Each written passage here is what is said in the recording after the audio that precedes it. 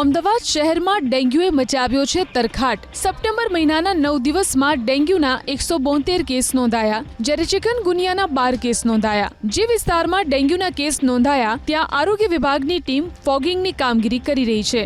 મહાનગરપાલિકાના આરોગ્ય વિભાગ અનુસાર 700 ઇમારતોમાં ચેકિંગ કરાયું। મચ્છરોના બ્રીડિંગ મળી આવતા 30 ઇમારતો સીલ કરાઈ। કચ્છમાં ભેદી રોગચાળાના કારણે વધુ 2 લોકોએ ગુમાવ્યો જીવ। લખપતમાં એક મહિલા અને કિશોરીનું મોત થયું। અત્યાર સુધી શંકાસ્પદ રોગચાળાના કારણે 14 લોકોના મૃત્યુ થયા છે।